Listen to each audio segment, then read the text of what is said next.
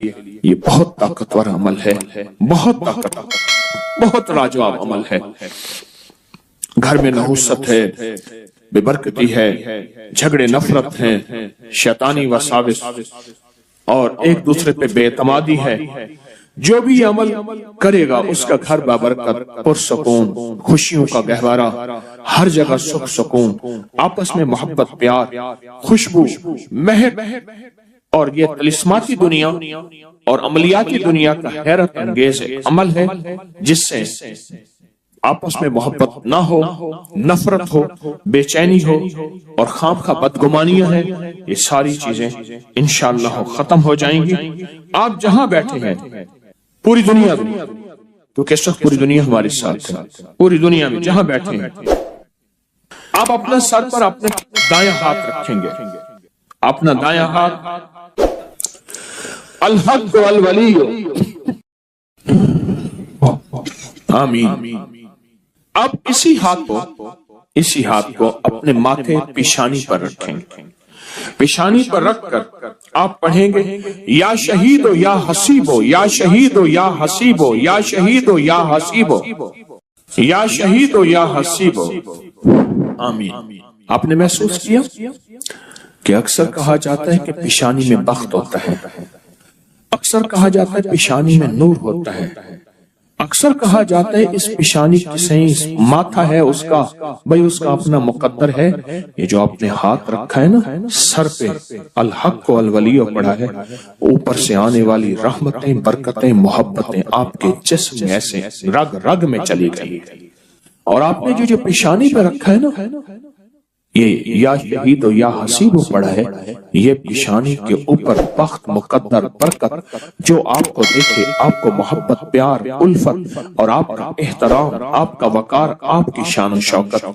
اب تیسرا عمل یہی ہے، گردن کے پیچھے دایاں ہاتھ رکھیں، گردن کے پیچھے دایاں ہاتھ رکھیں اور پڑھیں یا معز و یا غالب ہو، یا معز و یا غالب ہو، یا معز و یا غالب ہو۔ سر جھکا کے گردن کے پیچھے ہاتھ رکھیں اور پڑھیں یا معز و یا غالب ہو۔ اس کا معنی ہے اے عزت دینے والے، اے غلبہ دینے والے، مجھے ہر جگہ عزت عطا فرما، یا معز و یا غالب ہو، آمین۔ اب یہی دایاں ہاتھ ناف کے اوپر رکھیں گے، ناف کے اوپر رکھیں گے، کیوں؟ اس کی ایک وجہ ہے، اب آپ محسوس کریں ناف کے اوپر یہ دایاں ہاتھ رکھ کے آپ جو الفاظ پڑھ رہے ہیں اس کے معنی میں آپ کھوئیں گے، آپ حیرت انگیز طور پہ اس کے تجربے دیکھیں گے۔ آپ ناف کے اوپر یہی ہاتھ رکھیں اور پڑھیں یا رقیب و یا حاکم ہو، یا رقیب و یا حاکم ہو، آمین۔ یہ آپ کے تن من میں سے، آپ کے انگ انگ میں سے بیماریاں، غصے، جذباتی کیفیتیں، گناہ، ٹکراؤ، نفرتیں، یہ اللہ کا نام نکال رہا ہے۔ آپ کے انگ انگ، آپ کے من میں سے یہ چیزیں نکل رہی ہیں۔ اب یہی ہاتھ اپنے دائیں گھٹنے پر رکھنا ہے، وہیں بیٹھے بیٹھے دائیں گھٹنے پر یہ ہاتھ رکھنا ہے اور پڑھنا ہے یا حافظ ہو یا کریم ہو، یا حافظ ہو یا کریم ہو، آمین۔ آپ کے جسم کے ایک ایک جوڑ جوڑ کے اندر اللہ کا نام پہنچ رہا، اور جوڑ جوڑ سے بیماری، دکھ، نفرت، جادو، اثرات نکل رہے ہیں۔ اور ایک بات بتاؤں، آخری عمل کرنے سے پہلے آج کے اس پیکج کا ایک عمل ہے، اس سے پہلے ایک بات بتاؤں، یہ روح کی دنیا، عملیات کی دنیا، یہ وظائف کی دنیا ہم چھوڑ چکے ہیں، اس کے حوالے ہمارے پاس نہیں ہیں، اس کے ثبوت ہمارے پاس نہیں ہیں۔ میں جب لاتا ہوں یہ چیزیں تو ناواقفیت کی وجہ سے کہتے ہیں یہ کہاں لکھا ہوا ہے، یہ ہمارے اکابر کی کتابوں میں لکھا ہوا ہے اور سند کے ساتھ لکھا ہوا ہے اور ثبوت کے ساتھ لکھا ہوا ہے، پڑھتے ہی نہیں ہے، تلاشی نہیں کرتے۔ میں فقیر آدمی ہوں، سارا دن اپنے بڑوں کی کتابوں سے، یعنی ہماری بڑوں کی کتابوں سے مراد قرآن، حدیث اور اکابر کی جتنی بھی، یہ ہماری اصل پہلی کتاب کیا ہے؟ قرآن ہے، پھر حدیث ہے، اور پھر ہمارے جتنے بھی بڑے ہیں ان کی کتابوں میں یہ عمل موجود ہے۔ ہمارے بڑوں کی کتابوں میں یہ عمل موجود ہے، اور ایک ایک رگ سے بیماری دکھ تکلیف کو نکالتے ہیں۔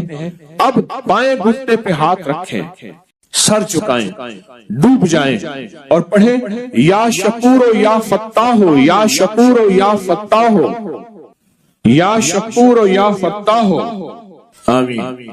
اب آپ نے دونوں ہاتھ سامنے کرنے ہیں جیسے دعا کے لیے، ان ساری چیزوں کو جو پڑھے پھونک مارے اور اپنے ہاتھ ایسے جھاڑیں جیسے کسی چیز کو جھاڑتے ہیں، اس تصور کے ساتھ سب تکلیفیں، سب بیماریاں، سب علتیں جھڑ گئیں، سب ذلتیں جھڑ گئیں، سب جادو جنات، سب تکلیفیں، سارے حالات، ساری تختیاں جھڑ گئیں، ساری پریشانیاں جھڑ گئیں۔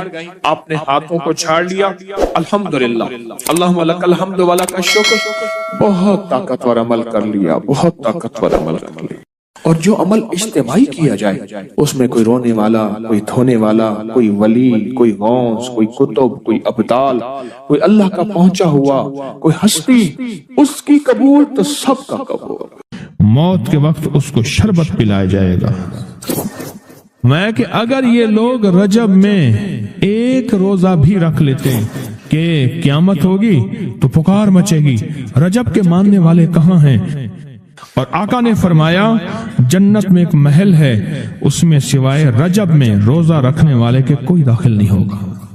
اور آپ نے فرمایا جنت میں ایک نہر ہے، اس نہر کا نام رجب ہے، اس کا پانی دودھ سے زیادہ سفید ہے اور برف سے زیادہ ٹھنڈا ہے اور شہد سے زیادہ میٹھا ہے، اور جو رجب میں چاہے ایک روزہ بھی رکھ لے اللہ اس نہر کا پانی اسے پلائے گا۔ یہ غصے کو ٹھنڈا کرنے والی چیزیں بتا رہا ہوں۔ ابو دردہ رضی اللہ تعالیٰ عنہ نبی کریم صلی اللہ تعالیٰ علیہ وسلم کا ارشاد، جو رجب میں ایک روزہ رکھے اور اس نے اپنی تمام عمر روزے رکھے، چاہے تمام عمر روزے رکھے اور شب بیداری کرے، اللہ کی عبادت گزاری، اگر اس نے رجب میں ایک روزہ رکھ لیا آسمان سے ندا کی جاتی ہے، اے اللہ کے ولی، امت عظمیٰ کی خوشخبری سن، موت کے وقت اس کو شربت پلایا جائے گا، جنت کا شربت پلایا جائے گا، وہ سیراب مرے گا، قبر میں سیراب حاصل ہوگا اور اس سے سیراب نکلے گا، قبر کی پیاس سختی سے بچ جائے گا، موت کی پیاس اور سختی سے بچ جائے گا۔ اور یہ فرمایا یہ کرامت صرف آقا کی امت کو ملی ہے۔ حضرت صوبان فرماتے ہیں ایک دفعہ آقا چند قبروں پر سے گزرے، رو دیے۔ صوبان نے پوچھا تو آپ نے فرمایا میں نے اللہ سے دعا کی کہ ان کے عذاب میں تخفیف ہو جائے، اور صوبان اگر یہ لوگ رجب کا ایک روزہ بھی رکھ لیتے اور ایک رات عبادت کر لیتے ان پر کبھی عذاب نہ ہوتا۔ اور ایک رات سے مراد سے رات نہیں ہے ساری رات، یہ ابھی عبادت کر رہے ہیں، ہاں یہ نہیں ہے ساری رات، شام ڈھلتے ہی مغرب کے بعد رات ہو جاتی ہے رات کا کچھ حصہ، ابھی آج جیسے شب جمعہ میں ہے، رجب میں آج عبادت کر رہے ہیں، آپ کو خوش قسمتی مبارک ہو، عبادت کر رہے ہیں، ابھی مغرب پڑھی، ابھی ہم ذکر کریں گے، عبادت کریں گے، اللہ کا ذکر کریں گے، پھر عشاء پڑھیں گے، دعا مانگیں گے، یہی تو عبادت ہے۔ میں کہ اگر یہ لوگ رجب میں ایک روزہ بھی رکھ لیتے اور عبادت کر لیتے کسی رات کی، ایک رات کی، تو ان پر عذاب نہ ہوتا۔ میں نے عرض کیا یا رسول اللہ صلی اللہ علیہ وسلم، کیا صرف ایک روزہ اور ایک رات کی شب بیداری سے عذاب قبر نہ ہوگا؟ فرمایا ہاں، قسم ہے اس کی ذات کی جس کے قبضے میں میری جان ہے، کوئی مسلمان مرد ہو یا عورت ایسی نہیں رجب میں ایک روزہ بھی رکھ لے اور ایک رات کی شب بیداری کرے مگر اللہ اس کے لیے 1 سال کی عبادت لکھے گا جس میں اس نے روزہ رکھا اور شب بیداری۔ 1 سال وہ جس میں ساری رات جاگا اور سارا دن روزہ رکھا، اتنا ثواب ملے گا۔ اور آپ نے فرمایا کہ اللہ کی طرف سے ایک منادی ندا کرتا ہے، اے رجب میں روزہ رکھنے والو، اللہ کی پناہ میں جنت میں داخل ہو جاؤ۔ اور ہاں فرمایا کہ قیامت ہوگی تو پکار مچے گی، رجب کے ماننے والے کہاں ہیں؟ اس وقت حجاب کے اندر سے ایک نور نکلے گا جس کے پیچھے سے جبرائیل، میکائیل، اسرافیل ہوں گے، یہاں تک کہ رجب کے ماننے والے اس نور سے گزر کر पहुंच जाएंगे जो उनके लिए तैयार किया होगा और अल्लाह को सजदा करेंगे। अल्लाह पाक फरमाएंगे तुम अपना सर सजदे से उठाओ, ये सब दुनिया में अदा हो चुके हैं, अब मनाजिल इज्जत की तरफ चलो, अब मनाजिल इज्जत की तरफ चलो, अब मनाजिल इज्जत की तरफ चलो। अल्लाह अकबर। और फरमाया मगफरत होती है और अल्लाह अंबिया की तौबा कबूल करता है। इस रजब के एक रोजे और एक थोड़ी सी इबादत से अल्लाह औलिया को दुश्मनों से छुड़ाता है। और 3 चीजें अल्लाह के जिम्मे हैं, माफी, बाकी उम्र की इस्मत और तीसरी ये कि बड़ी पेशी, यानी रोज क़यामत प्यास नहीं लगेगी, रोज क़यामत प्यास नहीं लगेगी। ये छोटी छोटी रातें, ये छोटे छोटे दिन, ये छोटे छोटे लम्हे आते हैं और आते इसलिए हैं हे हमें कुछ दे जाए। अगर उसका गुस्सा है भी ठंडा हो जाए, अगर उसकी नाराजगी है भी ठंडी हो जाए। अल्लाह अकबर। फरमाया, आप फरमाते हैं जिब्रील ने मुझे खबर दी है जब रजब की पहली रात होती है अल्लाह एक फरिश्ते को हुक्म फरमाते हैं और वो पुकार कर कहता है सुन लो तौबा के महीने का चांद निकल आया। इस महीने का अल्लाह जिब्रील आवाज देता है सुन लो तौबा के महीने का चांद निकल आया, आ जाओ अपने लिए तौबा, उम्मत के लिए तौबा, अपनी नस्लों के लिए तौबा, अपनी पिछली नस्लों के लिए तौबा, अपने लिए, अपने लम्हों, अपनी रातों के लिए तौबा, अपने दिन के लिए नदामत और तौबा। सुन लो लोगो। जिब्रील क्या कहते हैं और पुकारते हैं कि तौबा के महीने का चांद निकल आया। बस उसके लिए बिशारत है जो इस रजब के महीने में इस्तिगफार करता है, उसके लिए बिशारत है जो रजब के महीने में इस्तिगफार करता है। गुस्से को ठंडा करने वाली ये सादतें हैं, अल्लाह को नाराज करने से दूर करने वाली ये नेमतें हैं। अजीब बात बताओ, फरमाया जो शख्स ये चाहता है, ये गौर से सुनिएगा, जो शख्स ये चाहता है अल्लाह उसकी नस्लों को माजूरी और मजबूरी से बचाए, माजूर हो जाए, किसी भी चीज से माजूर हो जाए और मजबूर हो जाए। मैंने आपको अपनी मजबूरी का किस्सा सुनाया था उस दिन। माजूरी अल्लाह मजबूरी से बचाए कि बेबस हो जाए, मजबूर हो जाए। और जो शख्स ये चाहता है कि उसके माथे पे नसीब और बख्त और मुकद्दर इतना लिखा हुआ हो इंसान भी पढ़ सके, ये मेरी खुशखबरी याद रखिएगा, इतना वाज़े हो इंसान भी पढ़ सके, वक्त, नसीब, मुकद्दर, इज्जत, दौलत।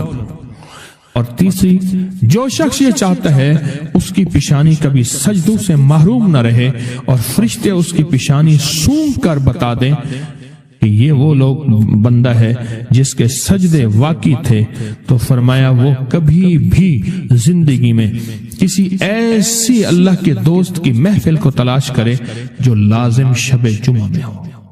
और ये वह है, अल्लाह का दोस्त मेरा मुर्शिद है, मैं उनका गुलाम हूं, अपनी नहीं कह रहा। शबे जुमा, ये है शबे जुमा, जुमेरात तस्बीह खाने में और फिर तस्बीह खाने में दुआ होती है, थोड़ी देर की ये महफिल होती है।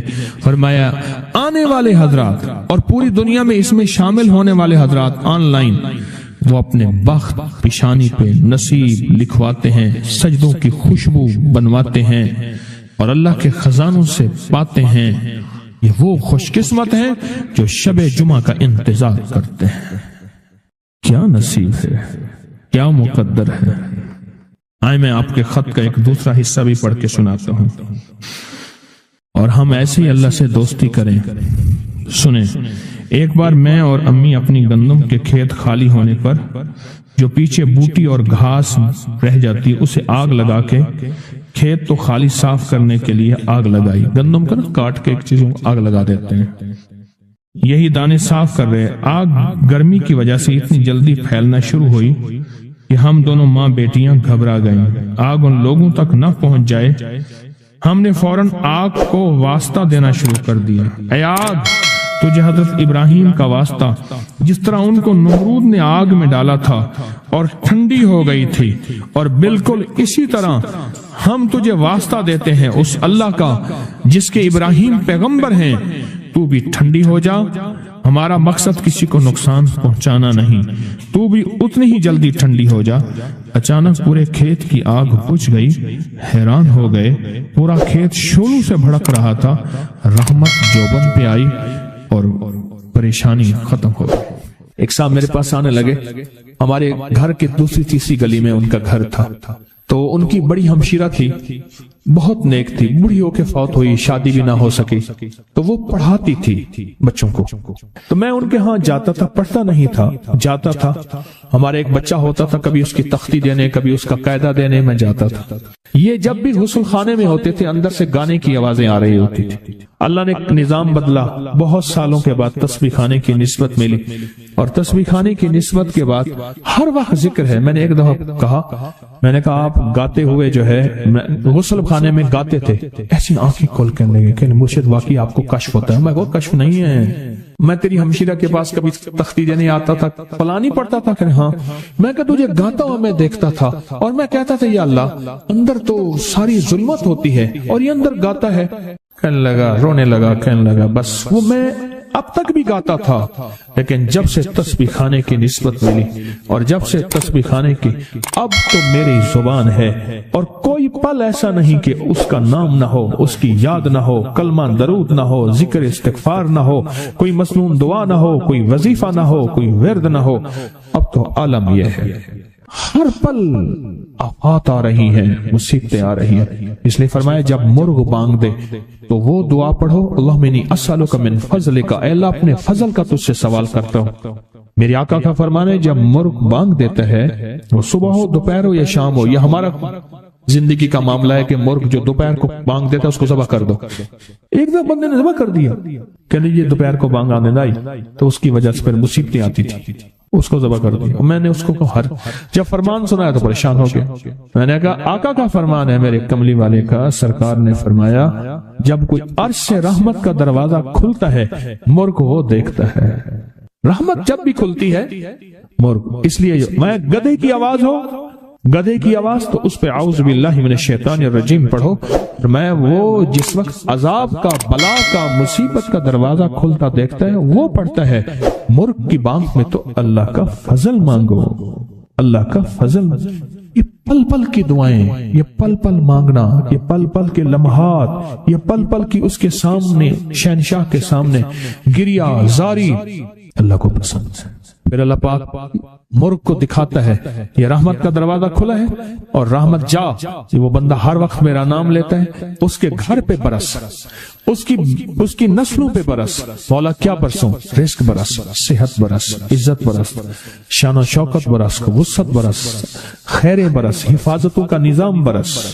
اور عذاب کا دروازہ جب کھلتا ہے اور جو بندہ ہر وقت ذکر، دعائیں، تسبیحات، اعمال، تسبیحاں نہیں کرتا تو اس کے اوپر پھر عذاب، مصیبتیں برستی ہیں۔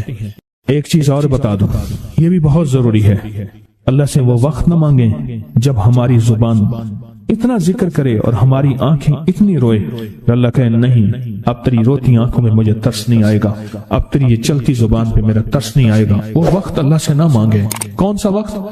سب سے زیادہ ذکر، تسبیحاں، تہجد، سب سے زیادہ وظیفے، قرآن تلاوتیں، جیلوں میں سب سے زیادہ، یا ہسپتالوں میں یا کچہریوں میں۔ کیوں؟ وہاں بے بسی ہوتی ہے، وہاں بے بسی ہوتی ہے۔ تو میرے آقا نے فرمایا مصیبتوں اور تکلیفوں، بلاؤں اور مصیبتوں کی موجیں آئی ہیں تو ان کا اگر مقابلہ کرنا ہے تو ایسی دعاؤں سے جن کے اندر زاری ہو۔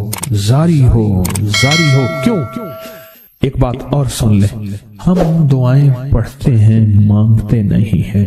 ہم دعائیں پڑھتے ہیں، دعاؤں کا مانگنا دل کی گہرائیوں سے، اندر کے درد سے۔ وہ تیری جو بھی زبان ہے، ہندی ہے، سندھی ہے، وہ دنیا کی کوئی بھی زبان ہے، اس زبان کو رب جانے، رب کے فرشتے جانے، اور اللہ اس پہ مہریں لگاتا ہے۔ پھر دعاؤں کے ساتھ زاری کو جوڑے، دعاؤں کے ساتھ زاری کو جوڑے۔ ایک درویش تھے، لوگوں کو اللہ اللہ سکھاتے تھے۔ ایک جنگل میں جا رہے تھے سفر میں کہیں، تو ایک جگہ جو ہے رات پڑ گئی، ایک درخت کے نیچے قیام کیا۔ جب قیام کیا تو رات کو آنکھ کھلی تو سنا کہ دو بندے آپس میں باتیں کر رہے ہیں، آنکھیں بند ہیں، کان کھلے ہیں، یعنی نیند کھلی ہوئی ہے۔ جاگتے میں آواز آئی، ایک بندہ کہنے لگا اس کو ہم چھیڑیں، تنگ کریں، یعنی کسی بیماری میں، کسی دکھ میں، کسی تکلیف میں، کسی مشکل میں، کسی پریشانی میں، کسی ناکامی میں، کسی الجھن میں اس کو مبتلا کریں، اس کو مبتلا کریں۔ دوسرا کہنے لگا چھوڑ، تجھے اس نے کیا کہا ہے، تو اس کو کیوں تنگ کرتا ہے؟ نہ میں اس کو تنگ کروں گا، ایسے خام جاتے جاتے کسی کو انگلی لگا دی، کسی کے آگے پاؤں کر دیا، پاؤں کے بل گر گیا۔ کوئی کیا کر رہا ہے؟ بعض لوگوں کا مزاج ہوتا ہے، یہ لوگوں کے مزاج میں کمی ہے، شیاطین کا مزاج ہی یہی ہے، اس لیے جو اس مزاج کا بندہ اس کو شیطان کہتے ہیں۔ عمومی معاشرے میں نا وہ بڑا شیطان آدمی، اس کا کام لوگوں کو تکلیف دینا ہے، تو اس نے کہا اس کو تکلیف نہ دے۔ اچھا یہ اب سن رہا ہے، یہ سن رہا ہے، اس نے کیا کیا؟ دل ہی دل میں شہد اللہ انہ لا الہ الا، یہ قرآن پاک کی 2 آیتیں بغیر حساب تک انمول خزانے میں، قرآن پاک کی آیت ہے، یہ اس نے دل ہی دل میں پڑھ لی، بس ایک دفعہ پڑھ لی دل ہی دل میں۔ جب دل ہی دل میں اس نے پڑھ لی، دل ہی دل میں، جب دل ہی دل میں اس نے پڑھ لی، اب دوسرا کہتا ہے جو نیک تھا، شریف تھا، ایک شریر تھا، انہوں نے کہا اب بتا، تیری اور میری ذمہ داری ڈیوٹی لگ گئی ہے، صبح تک کسی حفاظت کرے، تجھے کہا تھا نہ چھیڑے اس کو، اب تیری میری ذمہ داری لگ گئی ہے کہ صبح تک اس کی حفاظت کرے۔ اس نے کیا کیا؟ بے بس تھا، 2 جنات ہیں، ایک شریف ہے، ایک شریر ہے، اور مجھے تکلیف دینا چاہتے ہیں، کیا کریں؟ اس نے فوراً اس ہستی کو پکارا جس نے اس نے کہا تھا اماں، اس نے فوراً اس ہستی کو پکارا جس کے ہاتھ میں کائنات کے سارے راز، طاقتیں، قوتیں ہیں، اور اس ہستی نے کیا کیا؟ اب ان کی ڈیوٹی لگا دے، اب ان کی ذمہ داری لگا دے، یہ صبح تک اس کی حفاظت کریں جب تک وہ نہ جاگے۔ پہلے دن سے ہمارے ساتھ دشمنی کا فیصلہ ہے، پہلے دن سے ہمارے ساتھ دشمنی کا فیصلہ ہے، پہلے دن سے، اور وہ فیصلہ ہو کے رہا ہے، اور اس کی وجہ سے ہم تکلیفوں، پریشانیوں، نقصانوں اور مسائل میں چلے آ رہے ہیں۔ اب اس کا تحفظ کیا ہے، اس کی حفاظت کیا ہے، کیا کریں؟ ایک خود لڑیں، ہواؤں سے لڑنا۔ ہمارے یہاں ایک مائی تھی، اس کا بیٹا تھا، کہنے لگا میرا پتر ہر وقت ہوائی نہ لڑ دے، ہر بندے سے لڑتا ہے، ہواؤں سے بھی لڑتا ہے سارا دن، تو ہوا سے کون لڑے گا؟ ہم خود کہتے ہیں ہوائی چیزیں، جنات کا نام ہم نے ہوائی چیزیں بھی رکھا ہوا ہے، کہ ایسی چیزیں جو ہوا کے جھونکے کی طرح نظر نہیں آتی۔ ہمارے معاشرے میں جنات کو ہوائی چیزیں بھی، اوپر کی چیزیں بھی کہا جاتا ہے، ہوائی چیزیں بھی کہا جاتا ہے۔ ہوا سے کون لڑ سکتا ہے؟ بے بس ہیں ہم بے بس ہیں، ہم نہیں لڑ سکتے۔ پھر ایسی طاقت کو لے آئیں، ایسی طاقت کو لے آئیں جو لڑ سکتی ہے، اور وہ اللہ ہے، اور اس کی طاقت ہے، اور اس کی قوت ہے، اور اس کا 100% جمال ہے، جلال ہے، عزت ہے، عظمت ہے، وقار ہے، شان و شوکت ہے، وہ طاقت ہے جو لڑ سکتی ہے، کوئی نہیں لڑ سکتا۔ یاد رکھنا جنات شیاطین سے کوئی نہیں لڑ سکتا۔ میری بھی زندگی گزری ہے روحانیت کی دنیا میں طالب علم کی حیثیت سے، وہ جن تابع وغیرہ نہیں ہے، لیکن ان سے لڑ کوئی نہیں سکتا۔ ان سے اگر اللہ کی مدد ساتھ نہیں ہے اور اللہ کے نام کی طاقت اور ڈھال ساتھ نہیں ہے، ان سے کوئی نہیں لڑ سکتا، اور نہ لڑنے کی کوشش کرنا۔ اللہ کی مدد، یہ آیت الکرسی کیا ہے؟ یہ ساری اللہ کی مدد ہے، اللہ کی منت اور خوشامد ہے۔ ترجمہ اٹھا کے دیکھ، یہ آیت الکرسی ساری میری اللہ کی منت اور خوشامد ہے۔ اللہ لا الہ الا هو الحی القیوم، مولا تیرے علاوہ ہے ہی کوئی نہیں، لا الہ الا الحی، تو ہمیشہ زندہ ہے، موت نہیں، القیوم، سب مٹ جائیں گے تو قائم ہے، لا تاخذہ سنہ، اے مولا تو وہ ہستی ہے جسے نہ نیند آئے نہ اونگ آئے، ولا نوم، لہو ما فی السماوات و ما فی الارض، ساری کائنات، ساری زمینیں، سارے آسمان مولا تیرے ہی ہیں، حکومت تیرے پاس ہے۔ من ذا الذی یشفع عندہ الا بإذنہ، کون ہے جو سفارش کرے؟ تیرا امر ہوگا تو سفارش ہوگی، تیری حکومت طاقت کے سامنے کوئی بندہ نہ ہل سکے، نہ آنکھ اٹھا سکے۔ یعلم ما بین ایدیہم وما خلفہم، تو ہمارا پچھلا ڈیٹا بھی جانتا ہے، تو ہمارا اگلا ڈیٹا بھی جانتا ہے، ہماری پچھلی کیمرے کی ساری ریکارڈنگ تیرے پاس ہے، ہماری اندھیرے اجالے تیرے پاس ہیں، ہماری صبح شامیں تیرے پاس ہیں، ہمارے دل کے تصورات تیرے پاس ہیں، دل کی سوچیں اور خیالات تیرے پاس ہیں۔ ولا یحیطون بشیء، اور تیری طاقت ہر کسی پہ غالب ہے، احاطہ کیا ہوا ہے، الا بما من علم، الا بس تیرے علم میں ہے، وسع کرسی، تیری کرسی بڑی وسیع ہے، تیرا اقتدار بڑا وسیع ہے، تیری حکومت بڑی وسیع ہے، تیری پاس کئی سکندر آئے اور گئے، کئی سکندر آئے اور گئے۔ میں خوارزم میں گیا، وہاں بخارا سے آگے بہت آگے وہاں کا سفر تھا جہاز کا، بہت آگے، وہاں کئی میلوں میل، وہاں ایک شہر تھا، اس کا نام تھا نوراتا۔ شیخ ابو الحسن نوری رحمت اللہ علیہ، ہمارے بڑوں کی کتابوں میں ان کے تذکرے آتے ہیں، ان کا وہاں مزار تھا اور لوگ ان کے ہاں آ کے 9 راتیں گزارتے تھے اور وہ اللہ اللہ سکھاتے تھے۔ یہ بڑوں کے ہوتے تھے، جیسے سال کے بعد، یہ بھی آج راز بتا دوں، سال کے بعد بزرگ ہر کونے، ہر کریے، ہر گوشے میں نکل جاتے تھے، لوگوں کو اللہ اللہ سکھاتے تھے۔ ایک جگہ مخصوص ہوتی تھی، مرشد کا آستانہ، سال کے بعد وہیں جمع ہوتے تھے اور ایک دوسرے سے ملتے تھے، میل جول ہوتا تھا۔ اس میل جول کا نام ہے میلہ، ملنا، میل جول۔ اب وہ میلہ بنتے بنتے کہاں نکل گئی، میلے کا نام آتے ہی فوراً سرکس آتی ہے۔ حالانکہ میلہ کیا تھا؟ ملتے تھے، فلاں علاقے کے حالات کیا ہیں، فلاں گاؤں کے، فلاں قریے کے، فلاں شہر کے کیا حالات ہیں، وہاں لوگوں کی دینی حالت، ایمانی حالت کیا ہے، وہاں کیا باطل کفر ہے، وہاں کیا نظام ہے، کیا ایک دوسرے سے ملتے حالات بتاتے تھے، پھر چند دن ساتھ رہتے تھے، ایک دوسرے سے حالات لے کے پھر لوگوں کو اللہ اللہ سکھانے نکل جاتے تھے، پھر سال کے بعد اکٹھے ہوتے تھے۔ اس کا نام تھا میلہ، اس کا نام تھا میلہ۔ اور اس کا نام کیا تھا؟ پہلے کیا بتایا میں نے؟ نوراتاں۔ نوراتے کسی درویش کے پاس آتے تھے، اللہ کا نام بھی سکھاتے تھے، دم بھی کرتے تھے، دعا بھی کرتے تھے، اس کو اللہ اللہ بھی کراتے تھے، بھلا چنگا، صحت مند، تندرست، مسائل کو حل پا کے چلا جاتا تھا۔